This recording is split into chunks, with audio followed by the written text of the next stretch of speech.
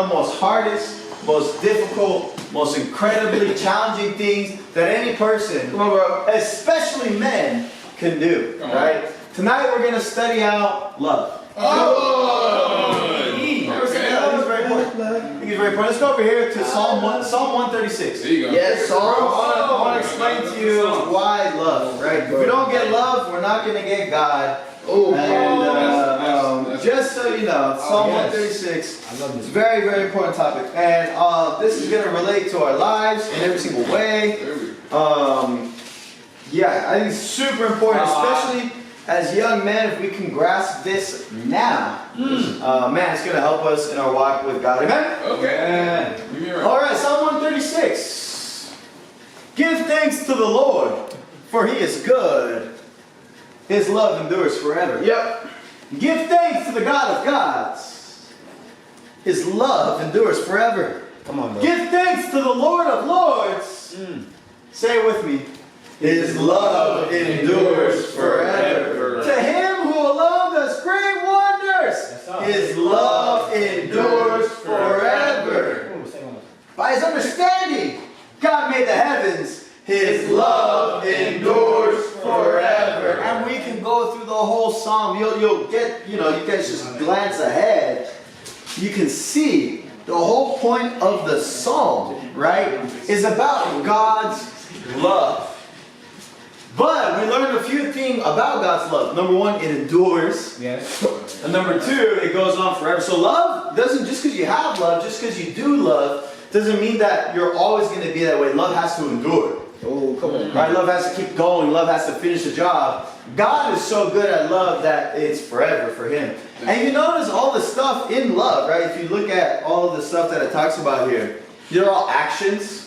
Right? He divided the Red Sea. He kills kings. He strikes them down. He delivers His people. He created creation. Like, all these are actions. And it displays God's love. Talk about it, bro. Come on. Right? So we're going to get into a good Bible study tonight about love. Guys, it's an incredible thing.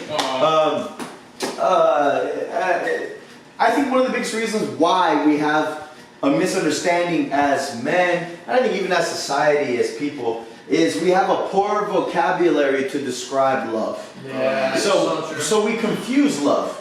We confuse love, right? If I say, you know what, I love barbecue, which I do. I love barbecue.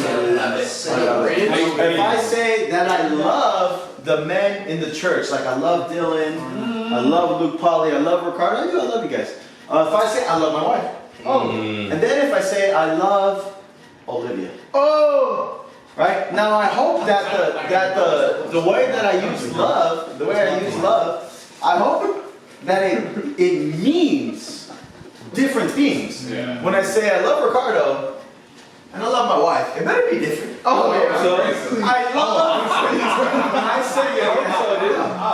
when I say I love Olivia and I love barbecue, it better be different. Yeah, man. It better be very different. Right? And so what's my point? What's my point? Because the English language, because humans feel a lot and do a lot, and there's a lot going on in the mind and hearts of humans. However, how we speak doesn't always clearly communicate what we really mean.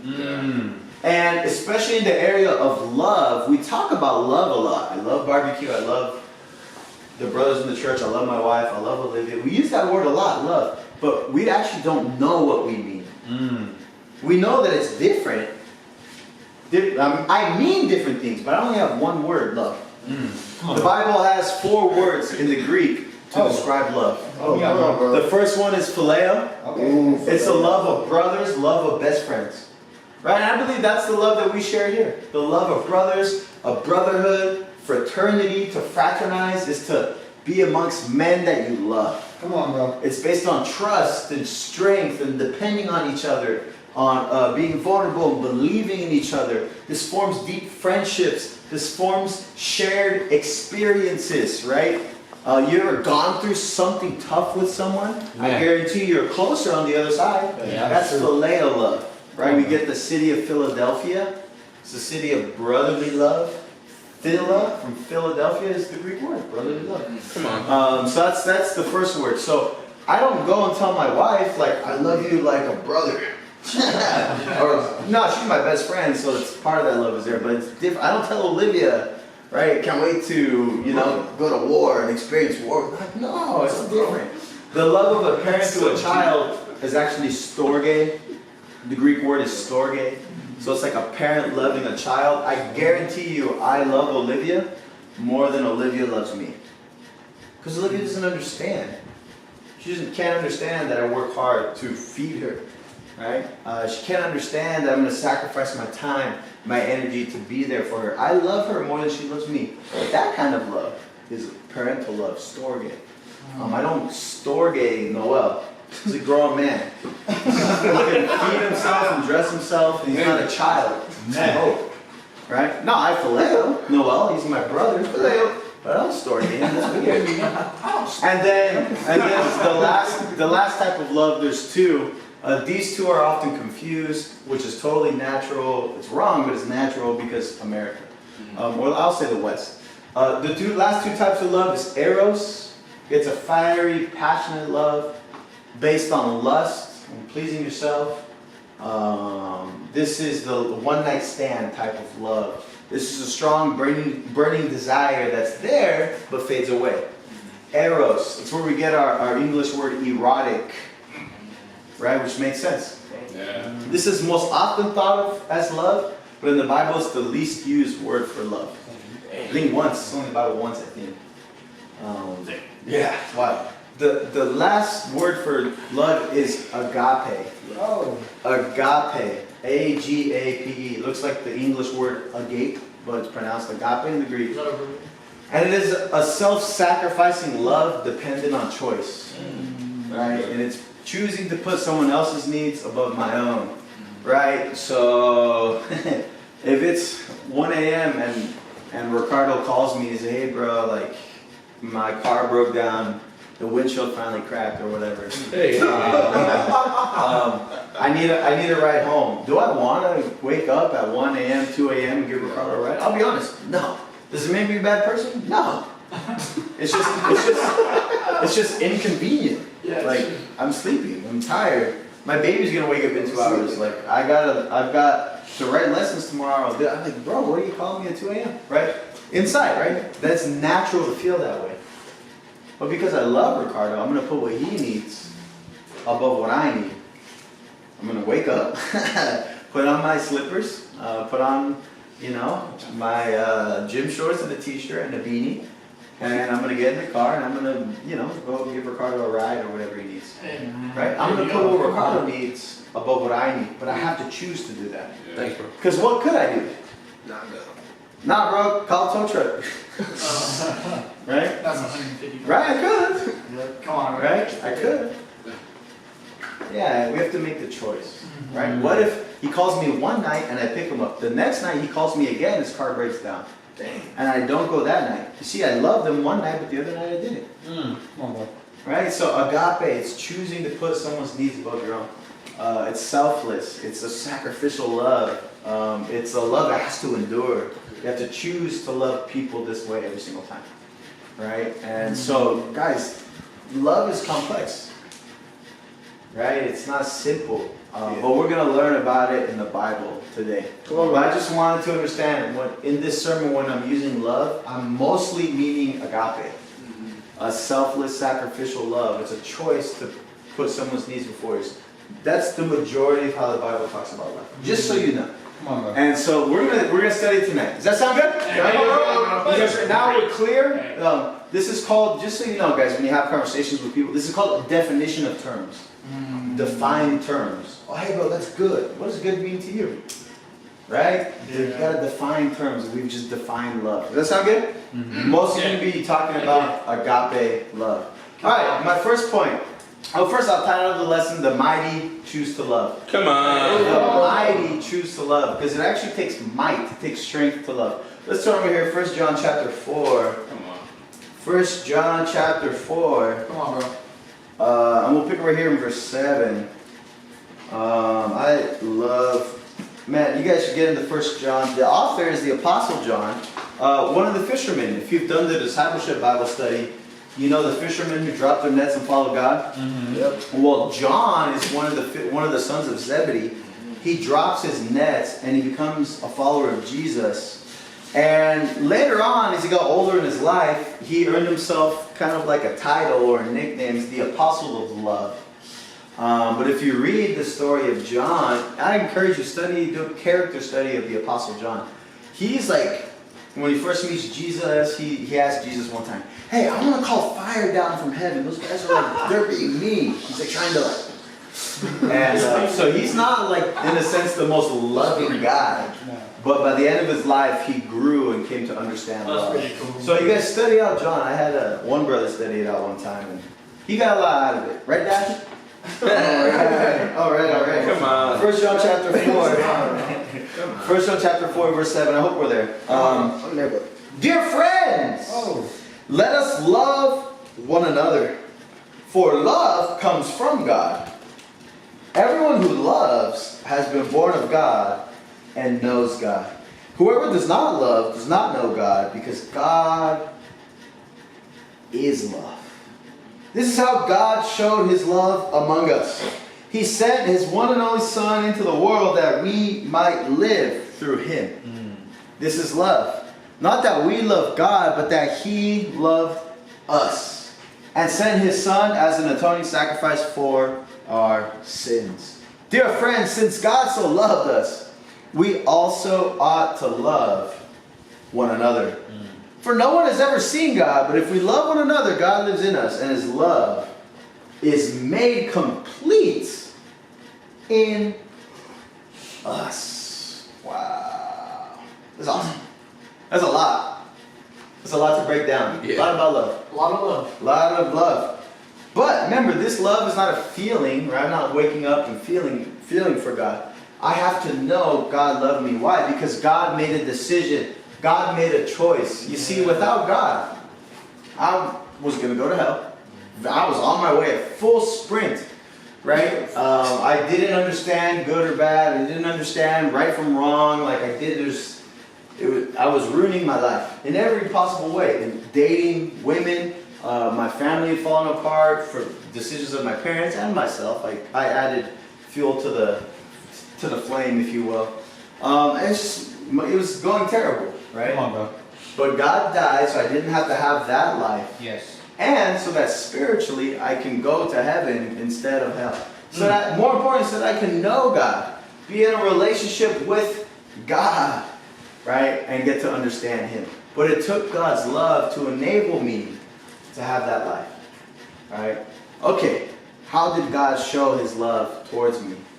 He sent his son Jesus to die on the cross because I needed a sacrifice to put me in a right relationship with God.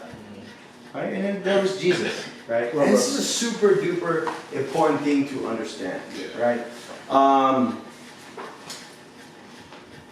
It's a super important thing to understand. All right, so how do we show love for God? Okay. That's a fair question, right? If God loved us, if we can connect with the love of God that he offers us a better life, how do we show love? Let's go over here, John 14. Come on, bro. Yes, sir. Jesus spells it out, right? At this point, Jesus is a human being on earth. He's also the Son of God. But he does teach us, how do we respond to God's love for us?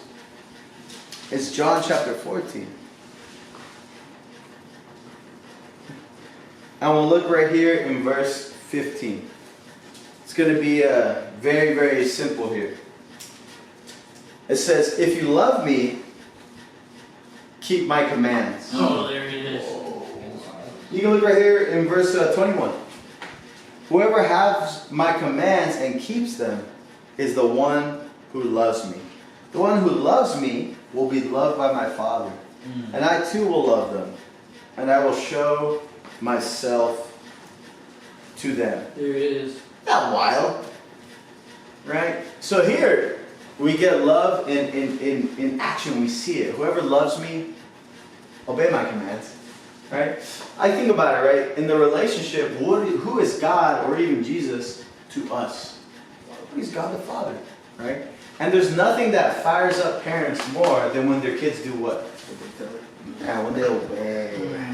That's so true. When they obey, right? Like if my baby daughter Olivia is like, hey, Dad, I love you. Okay, awesome. Can you do me a favor? Yeah. Can you clean your room? Nope. I feel disrespected. Olivia can't even talk, but disrespected. I feel right. Here's the thing. Try it with your parents. Try it. You're all about to go home. You're about to go on winter break. You're about to go see your family. Go home and like when your parents ask you to do something, you just tell them no. Tell them no.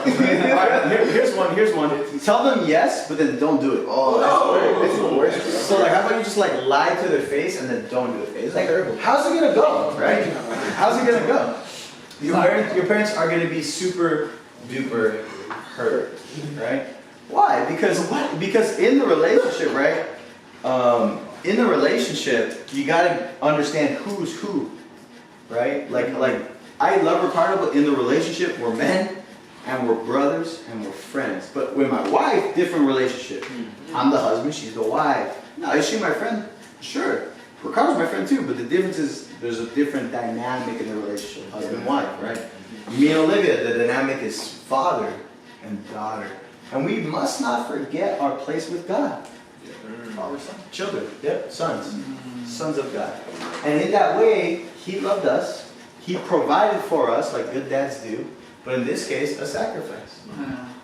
Right, everlasting life. Not only that, but He gives you what you need. You have food, you have clothes, you have health. Believe it or not, it comes from God. It didn't come from the fact that you're getting a degree or you're going to work 40 hours a week, make money. It comes from God, right? Your ability to think. Your ability to do your homework, like, it comes from God. Who made your brain? God, like God, right? What if I don't follow God? Is He going to take all that away? No, because He loves you enough to let you chase after emptiness. He loves you enough to let you use all the stuff He gave you to go ruin your life. That's fine. He's okay with that. And then when you ruin it, He's hoping you come back to Him. And when you come back, you obey. This is, we just read it, 15. If you love me, keep my commands. It's obedience. Yeah, right? come on, bro. Here's the thing. Is it always easy to do what God wants? No. No. Let me ask you this. Open question for everyone here. Everyone. This is a little more intimate setting. Yeah. Right? So we can open it up here. With you, bro. Why is it not always easy to do what God wants, to obey? Genuine question. It's not what. There. It's not always convenient. It's not always convenient. It's like Ricardo calling me at 2 a.m. Bro, not convenient. That's not convenient. Okay, sure. It's uncomfortable. Sure. So he wants to do something uncomfortable, alright? It's different from the plans that I had already. I have plans. I read the Bible, it gives me different plans. Yeah, I don't want to obey God. Okay, yeah, sure. Anybody else? Sure. Yeah, it forces you to surrender. That's what I was saying. What's surrender? Define it, not a common term. Yeah, how to say, give up control, so give up what you want to do for something else. Yeah. So like God runs the show here. Yeah. Right? Okay, awesome. So why do we struggle to be inconvenienced, uncomfortable, let go of our plans? Why is it hard for us to let God be in control? Right? Anybody? You don't have to think about God. You can just think about like people, right? Like parents, police, anyone with authority, right? Like why do we not give them control? Why do we not have them like, inconvenience, stuff like that? Sure. You want to call the shots of your own life. Sure, we like controlling ourselves. Well, why though? Dig deeper. That? We think we know better. We think we know better. It's like you tell the creator of the universe, like I got better plans than you. Hey, look, you don't know what you're talking about. All right, even though you made like, elements, atoms, neutrons, protons. You made time, space, matter. Like you made everything, but I got it. Right? It's funny, huh? Human beings are funny. Anybody else? Anybody else thoughts, comments? I was gonna say it's not what we want to do. It's not what we want to do, so it doesn't go with our desires. Yeah. So it's pride. Yeah, pride. Yeah. It's funny, most of our decisions are based around who? Us. Us, right? So inconvenience, so selfish, right? It doesn't benefit me. It's not my time, my way. Yeah, I think we like being in control, circle back around, because we feel secure. Everything what it is, right? I don't know what's going to happen if I do what God says. I don't know what's going to... You don't have the point. You're right. If I know that someone cares about me, I'm gonna trust what they say. Yeah. I think if we don't know that God loves us, it's very hard for us to obey. Right? Why? Like, have you ever your parents ever told you to do something and you did it and it worked out? Yeah. You know what I'm talking about? You ever had that happen? Yeah. Your parents told you to do something, you did it and it worked out? Yeah. Yeah. Why did they tell you to do it in the first place? Because they were right? Not really. They want what's best. They told you to do it because they love you. Yeah, that's true. And then they're also right. Yeah. So I think about it like this, right? If I see Olivia reaching out to touch the stove, it's hot. She's never touched the stove before. You're gonna touch the stove, right? I'm gonna say, hey, Olivia, don't do that. Now I've given her a command. What am I expecting? Obedience, right? And Olivia could come up with 1,000 excuses that we've all come up with. Well, Dad, that's inconvenient, right? I want to touch it now, right? I don't. Dad, I'm uncomfortable because I don't know what that's like. I want to touch it. But Dad, why are you the boss? Why can you tell me not to touch the stove, right? It's my life. I can touch the stove. A million reasons. At the end of the day, what is she missing? You're gonna hurt yourself. I love you. Trust me. Don't touch the stove. Yeah, come on, bro. Right? Like no one, any person on the outside watching this interaction between me and Olivia, you're hopefully, right? You're like, please, Olivia, don't touch the stove. Please, Olivia, like, come on, just listen to him. Just listen to him, right? Like that's right. And then like if Olivia is reaching to touch it, you're like, Olivia, don't touch it. You're gonna hurt yourself. Like you're like wanting to jump into the scenario, and like, right? Because you see, right? You would all understand that. Yeah. We're the child. A little bit. Yeah, when we don't obey God, when we don't love God back, as it says here, if you love me, keep my commands. It's just like running to a hot stove and wanting to put your hand on it and touch it. And God is like, I beg you, please don't. You know, I love you. God as a father says, I love you. You know, sometimes we, again, prove it, God. He's like, okay, so I sent Jesus to die for you, right? Like, I gave you a whole book, right, that has answers. I gave you a brotherhood of friends who are going to hopefully, you know, at least one of these guys is going to be thinking right to guide you and you know, point you when you are going through a tough time, right? Like, God's like, don't you see I loved you? I've already done these things for you. Yeah, come on, bro. Come on, Nate. Stove! Stove, right? That's how we are as people, right? Yeah. I guarantee you the hardest thing, the toughest thing that you'll ever do in your life is to obey God. It's not a soft, fluffy, like philosophical concept. It's real life, yeah? It's real life, it's real trust, it's real decision making. When we as men decide, I'm gonna obey God. Yeah. Come on, bro. I'm gonna do things His way, I'm gonna trust it. There you go. That's one of the scariest things. So it takes courage to make that decision. It takes strength. It takes trust. Right? The easy way out, right, is to do what? Do it your own way. Right? That takes zero courage. You know what's funny? Some of us don't even like making our own decisions ourselves. Did I make the right decision? No, like, am I going to do something? Oh, I don't understand things. Like, then why are you still trying to run your life? Just love God and obey Him. Like, Come on, Nate. it's going to be awesome. Come on, bro. Right? So anyway, guys, here's my point. God loved us. The mighty men will love God. Come on, bro. That'll take strength. That'll take courage. That'll take trust. My second point is love hurts. You ever heard that song? What is love? Baby, don't hurt me. See, as human beings, we naturally disassociate what?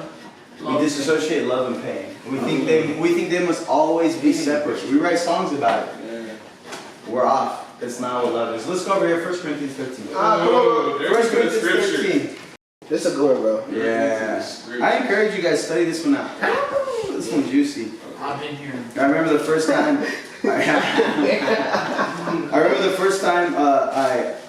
was like, I got some advice. I was like, hey, I want to get. I know, right? I got some advice. I went to my mentor. I was like, hey, man, can I get you some advice from you? I want to get some advice. He said, what's up? So I was dating Sam. We've been dating about 8 months.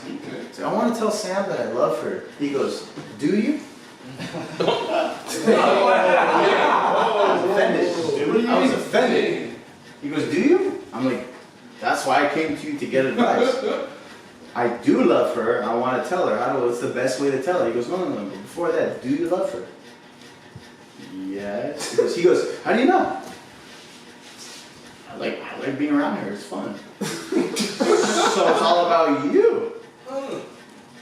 Like quickly realized, like, dang, I'm about to get smacked. I knew it. The song in his head. What's up? Yeah.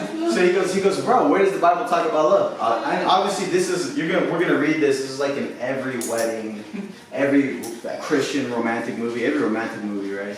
This is it right here. This is where like wedding vows come from. So I grew up religious. Like 1 Corinthians 13 talks about love. He goes, okay, study that out. When you study that out, if you can say this about Sam, then you love her. I was like, okay. So I went, I studied it out, and I'm just going to share with you what I learned. Come on, bro. Teach us, bro. There we go. 1 Corinthians chapter 1, people are here in verse 4. I need this. Love is. Yeah, 1 Corinthians 4. We know God is love, so we know that. But look, 1 Corinthians 13, chapter 4. Love is patient.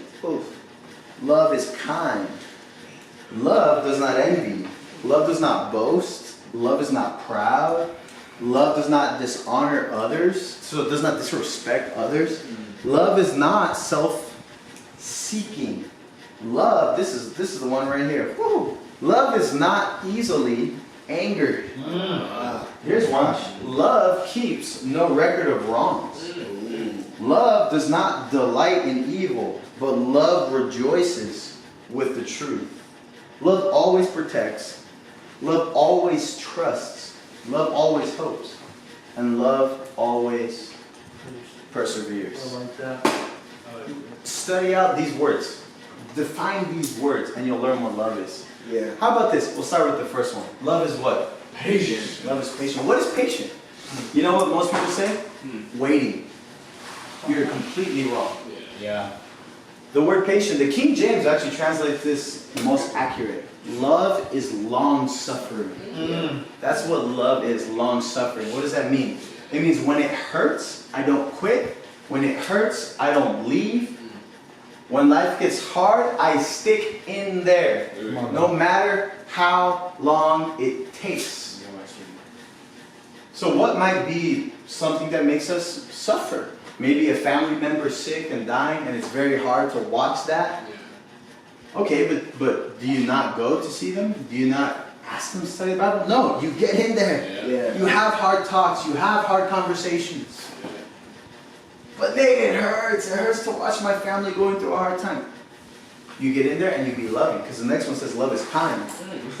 So just because life's hard, it's not an excuse to be mean. Yeah, come on, bro. It says love is kind. So even when you're going through suffering, you're still kind. Well, how long do I have to do that? As long as the suffering lasts. Woo! This is the first two. Long suffering and kindness. Right?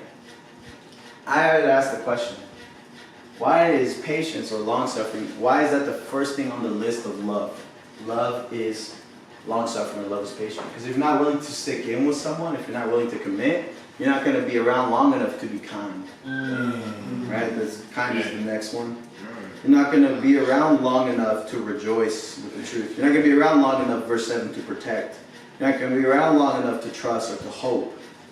Right? So if you can't if you can't be patient, if you can't go through long suffering, you can't be around to do the rest of what love is. Come on, bro. As we said, agape is putting someone else's needs before yours. Well, what if you take like a lone wolf mentality? Well, people hurt me, my family hurt me, the church hurt me, God hurt me, so I'm going to just go and like forget everything. Yeah, you missed the point. Love is patient. Come on, You Nate. missed the point. Love is patient. Right? Then love is kind. You know, love does not delight in evil, but love rejoices with the truth. You know, a lot of people like to separate truth from love. You ever heard this one? Love is love? Well, it's not. Love is truth, man. Love is truth. Right? Love must always align with the truth. Yeah, talk about it, bro. Come on. Right? That's what people miss. Right? Love does not delight in evil. So anything that the Bible calls wrong, man, we reject the wrongness. We reject the sin. Whether that be, guys, let me tell you what you're going to go through on holiday break. You're going to be alone. You know what you're going to want to do? Pull out your phone. You don't want to watch pornography. You don't want to masturbate. Don't delight in evil. Reject it. Come on, bro. Reject it. You're going to want to go home, argue with your mom, argue with your dad, argue with your siblings. My Bible says love is not easily angered. Come on. You're not going to let your family do what? Push your buttons? For some reason, it's the people closest to us that they know how to do it. They know how to get on our nerves. They know, right? Like you don't get mad at like a classmate if they say something mean to you. You're like, but like your sibling says something mean, hey, what'd you say? You're like 0 to 100. Right? For those of us who are like maybe a little more introverted, maybe it's like they say something, oh, okay, cool. It's just like the rest of the day you just get mopey. Nah, I'm extrovert that day. Like, bro, don't get easily angered. This heart thing, like, isn't that crazy? Like, it's a lack of love when we get easily angered. Yeah. That, like, it's so wild to define love, right? Like, oh my gosh, what a monumental task. What a call higher. How much does God believe in this room? That we can become these men. Men like this, men so different. Number one, from who we were, and number two, so different from the people around us if we can live in this way of love. That's the call. This is the standard God set. Wow. It's wild, huh? Yeah. Come on, Nate. Nate, why would anyone try and live lovingly this way, biblical love? I love 1 Corinthians 13:8. The first 3 words. What does it say? Love never fails. Let me tell you why some of you guys, dare I say all of you guys became disciples. Let me tell you why. Love.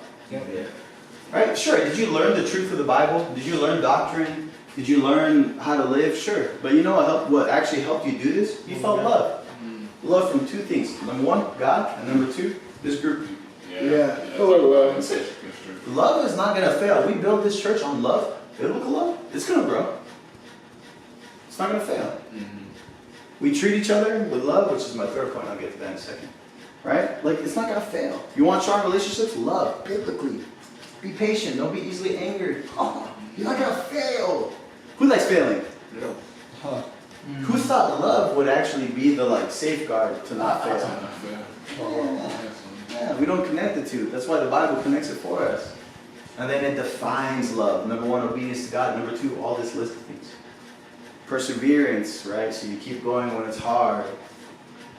This is it. This is the call of God. My last point, Mark chapter 10. Come on, bro. My last point. Love for the lost. Come on. Love for the lost. Come on. Ooh, I wonder if I can. We'll see. I don't know if I can do it. Let's see. As he started on his way, a man ran up to him and fell at his knees. He said, "Good teacher, what must I do to inherit eternal life?"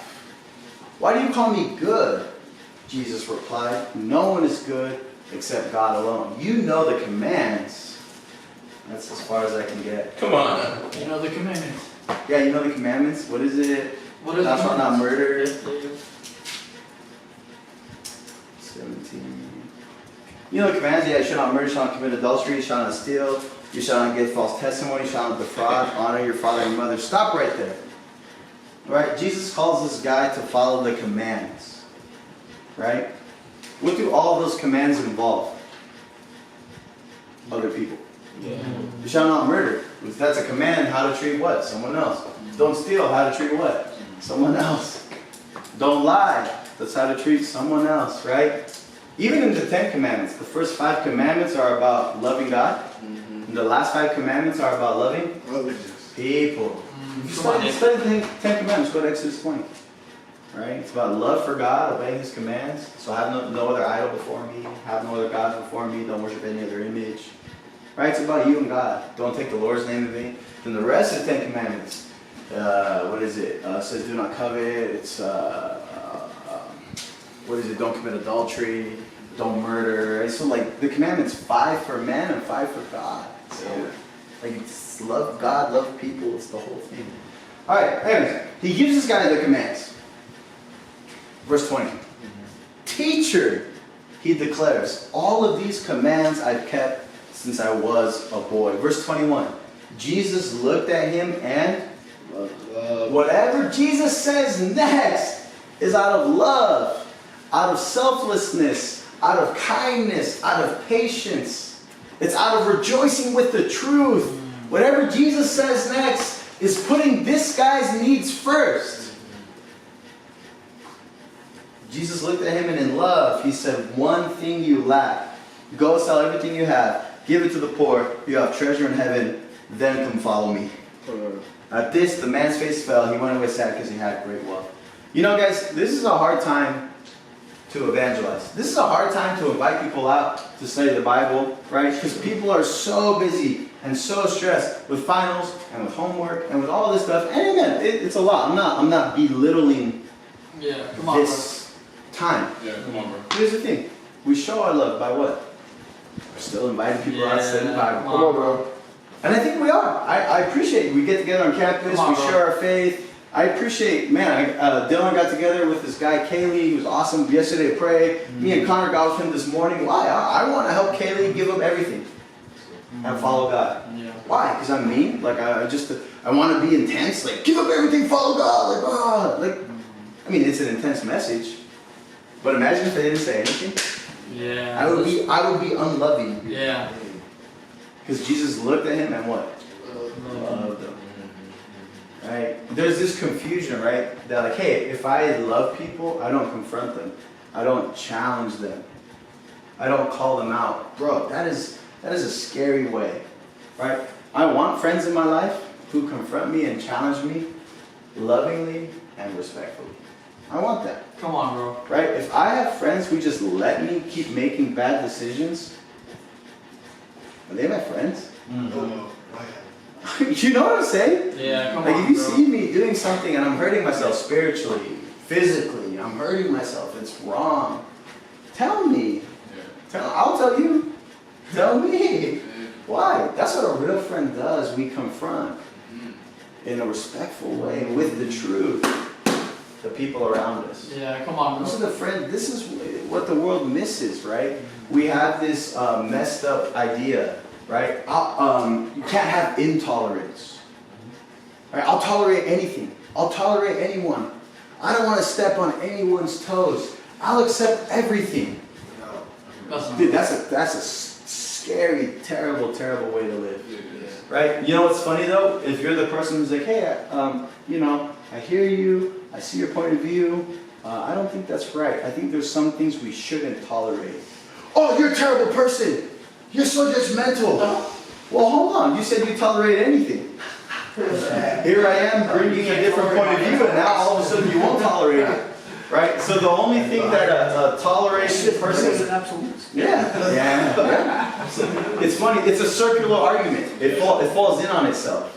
A tolerant person cannot tolerate intolerance. Well, then you're not a tolerant person, right? So there is such a thing as truth. There is such a thing as love. There is such a thing as respectfully telling people where they're at with the Bible and helping them, hoping, begging them to follow God and rejoice in the truth. Yeah, come on. This is love. This is the Bible's definition of love. Right? So my brothers and sisters, I want... Whoa. There's a habit. I'm not worried. So my brothers, Yes! Come on! I want to challenge us. Be mighty men of love. Yeah. I guarantee you it's going to take all you got. I guarantee, I promise. If you study out love in the Bible, study it out and put it into practice right away. Right? You're going to be a mighty man so different than everyone else in the world. Guys, I love you. Thank you very much. Love you too.